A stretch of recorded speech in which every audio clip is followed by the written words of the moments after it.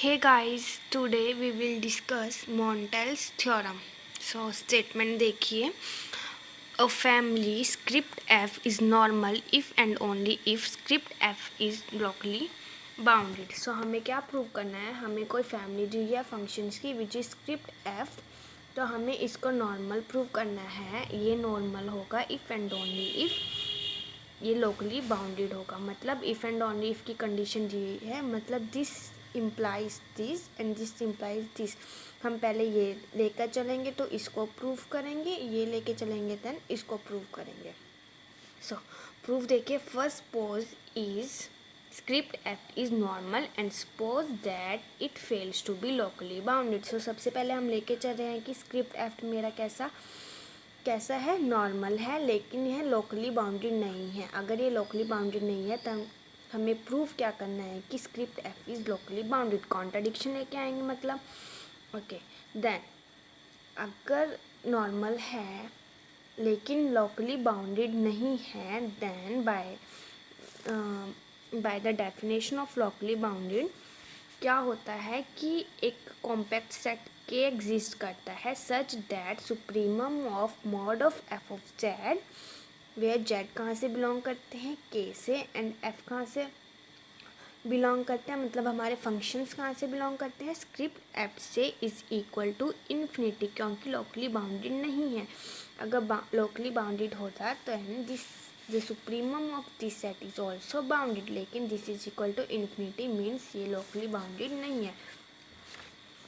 Okay so there is a sequence n is equal to 1 to infinity in script f such that the supremum of mod of f and z is greater than equal to n.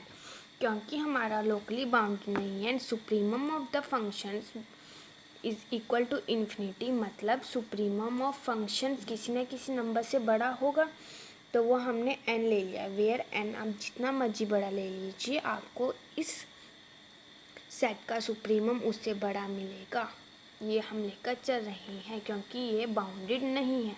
Since क्योंकि हमारा script F क्या है, normal है, ये हम लेकर चले हैं. तो by the definition of script F normality, by the definition of normal, there is a function f belong to h of g and a subsequence script n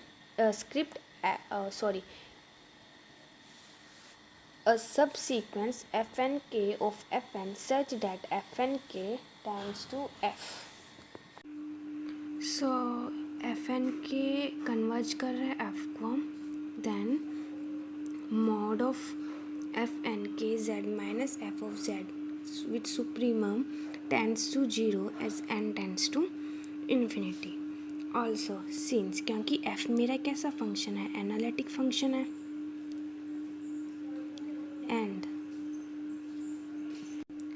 and k is a compact set, then f is a bounded. ये result होता है कि अगर f analytic है इन अ compact set then वो bounded भी होगा. Now अगर बाउंडेड है तो मतलब किसी न किसी नंबर से छोटा होगा, तो मतलब बाउंडेड की डेफिनेशन लगाई that mod of f of z is less than equal to m for all z belongs to n. Now by equation 1 we have, equation 1 हमारे पास क्या थी, that supremum of f of n z mod is greater than equal to n, मतलब इस set का supremum किसी न किसी नंबर से बड़ा जरूर होगा. सो हमने वही लिखा है, बस हमने n को nk से रिप्लेस कर दिया है, where nk is also a number. Okay now अब हमने क्या किया, हमने f ऑफ z को सब्ट्रैक्ट कर दिया एंड ऐड कर दिया. अब मॉड को अलग अलग कर दिया by the property triangle inequality, that mod of. So हमने इसको a ले लिया एंड इसको b. सो अलग अलग करके लिख दिया. अब हमने क्या कर दिया, सुप्रीमम एक बार इस सेट के साथ ले लिया and supremum of this greater than equal to nk. Now हमें पता है कि एफ ऑफ जेड क्या था, बाउंडेड था, तो सुप्रीमम ऑल्सो बाउंडेड। सो किससे हमने इसका बाउंड क्या लिया था, एम। सो यहाँ पे इसके प्लेस पे क्या आ जाएगा, M, and this term as it is. Now अब applying both side limit N K tends to 0। अब हम क्या करेंगे, वी नो डैट कि F N Z tends to F of Z and difference and mod F N K Z minus F of Z tends to 0। कैसे, यहाँ से from this. अभी हमने क्या बोला था कि that this Z tends to 0 as N tends to infinity. बस हमने क्या किया, हमने एन के प्लेस पे यहाँ पे हम लेके चल रहे हैं एन के। सो अगर N K tends to infinity then this set is also tends to 0। तो यहाँ पे क्या आ गया, 0 plus M greater than equal to limit N K tends to infinity N K. अब ये कोई मतलब इस स्टेप के बाद ये आ गया, ये कोई नंबर है, अगर हम इसको इन्फिनिटी अप्रोच कराएंगे तो वो बाउंडेड नहीं हो सकता, क्योंकि अगर मैं एन के को इन्फिनिटी को अप्रोच करा रही हूँ तो इन्फिनिटी से छोटा कोई नंबर तो हो नहीं सकता। लेकिन हम यहाँ पे क्या आ गया कि एम इससे बड़ा है, which is a contradiction. So which is a contradiction and sequence nk is not bounded.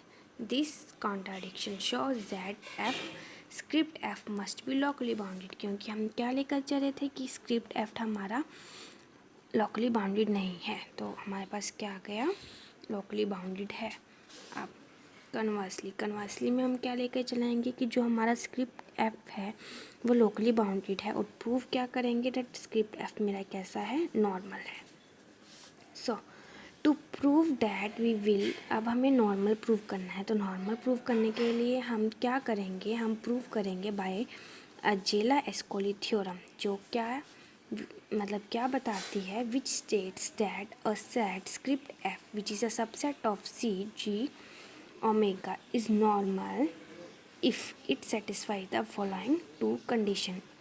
ये क्या कहती है कि स्क्रिप्ट एफ को सबसेट है किसका, कॉन्टिन्यूअस स्पेस का, where the functions from G to omega is normal if it satisfy the following two conditions. किन कंडीशन को सेटिस्फाई करे, अगर वो कि for each Z in G, अगर जी के हर एक जेड के लिए, हर एक पॉइंट के लिए जो सेट है हमारा F of Z where F belong to script F script F के पास क्या हो, कॉम्पैक्ट क्लोजर हो ओमेगा में। सेकंड कंडीशन क्या है कि script F is equicontinuous at each point of G. अगर हम इन दोनों कंडीशंस को सेटिस्फाई करा दे तो हम कह सकते हैं that script F is normal, जो हमें प्रूव करना था। सो इसके लिए हम क्या करते हैं, देखिए, क्योंकि हमने क्या बोला था कि हम लेकर चल रहे हैं स्क्रिप्ट एफ हमारा कैसा है, लोकली बाउंडेड है।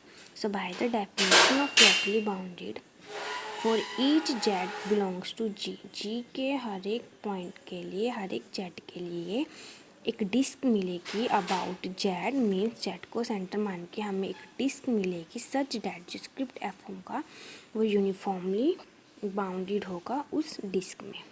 इन पर्टिकुलर डैट उस डिस्क के अंदर जो हमारा एफ ऑफ जेड होगा, फंक्शंस होंगे जो हमारे, और फंक्शंस हमारे कहाँ से बिलोंग कर रहे हैं, स्क्रिप्ट एफ से, वो क्या होगा, वो सेट क्या होगा, बाउंडेड होगा। तो बाउंडेड है तो उसका क्लोज़र भी बाउंडेड होगा। ऑल्सो क्लोज़र किसी सेट का कैसा होता है, क्लोज्ड होता है, और हमें पता है कि अगर कोई सेट क्लोज्ड हो, बाउंडेड हो, तो वो कैसा होता है, कॉम्पैक्ट। तो ये सेट कैसा है, क्लोज़र, किसी सेट का क्लोज़र है which is compact set. So हमें क्या मिल गया, for each Z in G the set F of Z के पास एक कॉम्पैक्ट क्लोज़र है इन सी। यही हमें प्रूव करना था, डेट स्क्रिप्ट एफ के पास क्या हो, कॉम्पैक्ट क्लोज़र हो in omega. Now we show that script F is equicontinuous at each point of G. अब हमें क्या प्रूव करना है कि जो हमारा स्क्रिप्ट एफ है वो इक्वी कॉन्टिन्यूअस हो जी के हर एक पॉइंट पे। इसके लिए हम क्या करेंगे, हम एक पॉइंट लेंगे जी से which is arbitrary but fixed. Now for epsilon greater than 0 be given then by the condition of, क्योंकि हम लोकली बाउंडेड लेके चल रहे हैं, लोकली बाउंडेड मतलब फंक्शन इज ऑल्सो बाउंडेड, तो by the condition of boundedness हमें एक आर मिलेगा which is greater than 0 and capital M such that अगर हम ए को सेंटर मान के आर रेडियस की कोई closed sphere closed ball draw करते हैं तो वो किसके अंदर कंटेन होगी, जी के अंदर. एंड एफ ऑफ जेड मेरा कैसा है, बाउंडेड. सो ये बाउंडेड की डेफिनेशन आ गई. Then mod of the function is less than equal to M for all Z belongs to this closed ball. और फंक्शंस हमारे कहाँ से हैं, स्क्रिप्ट एफ से. अब हमने क्या करना है, हमने एक सर्कल की इक्वेशन ली, कैसा कि mod of Z minus A less than R by 2 and function कहाँ से आ रहे हैं, script F. Then by using Cauchy integral formula with gamma T is equal to A plus R plus E iota T where T lies between 0 to 2 pi. So Cauchy integral formula क्या कहता है, अगर A कोई point है in close contour C, then f of a is equal to 1/2 pi iota integration along the contour f of a divided by z minus a dz. Sorry, f of z divided by z minus a dz. So यहाँ पे हमने Cauchy integral formula apply किया है.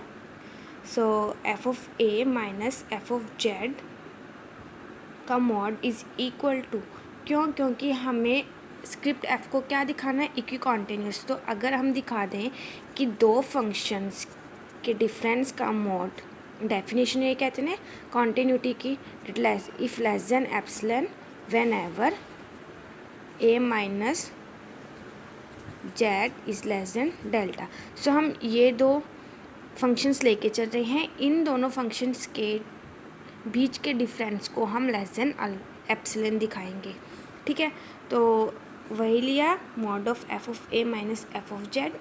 Cauchy integral formula से F of ए की value क्या आएगी, 1/2 pi iota integration gamma, क्योंकि हम इस सर्कल के अलोंग कर रहे हैं तो gamma F of W minus A D W minus F of Z की value 1/2 pi iota integration along gamma F of W minus Z D of W.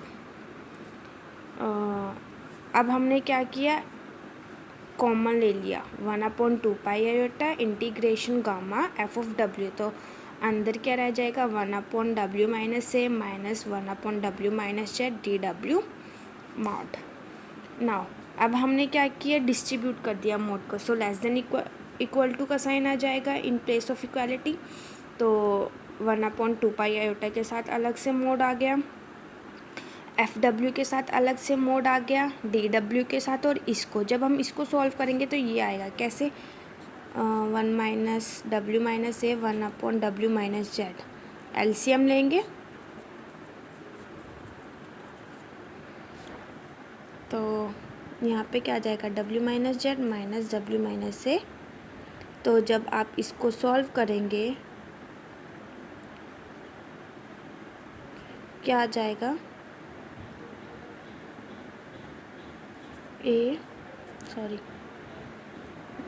w minus Z minus w plus A, w के साथ w cancel, minus of Z plus A can be written as Z minus A and mod लगा है तो हम minus को, this is equal to Z minus A, क्योंकि यहाँ पे मॉड लगा है.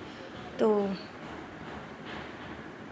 ये आ गया and mod of D W which is also, क्योंकि हमें पता है कि मॉड ऑफ आयोटा क्या होता है, इज इक्वल टू 1.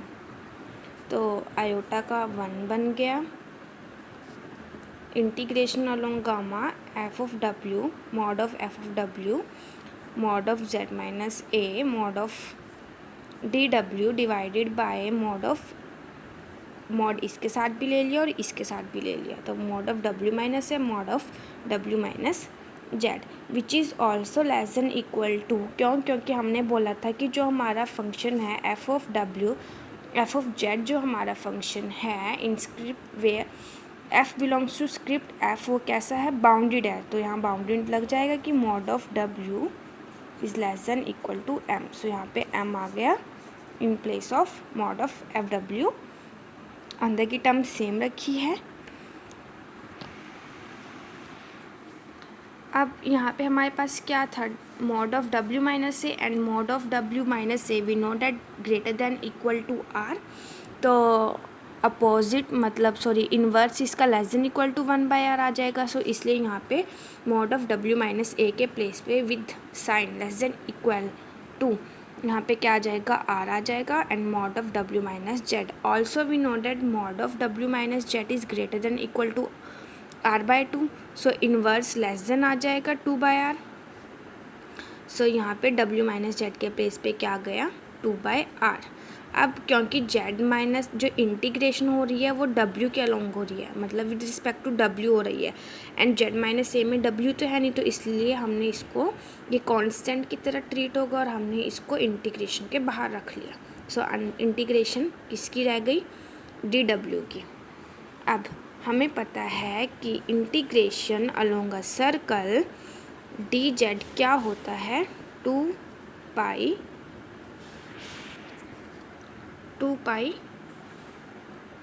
आर होती है। सो ये आर इसके साथ आ गया, इसके प्लेस पे 2 पाई आर आ गया। अब हम कैंसिल करेंगे सिंप्लीफिकेशन के लिए, 2 के साथ 2 कैंसिल, पाई के साथ पाई, आर के साथ आर, तो क्या रह जाएगा 2, ये 2 m एंड एक हमारा r mod of z minus A. Now हमने क्या किया, हमने एक डेल्टा लिया which is less than to the minimum of, जो लेस देन है किससे, minimum of this two terms.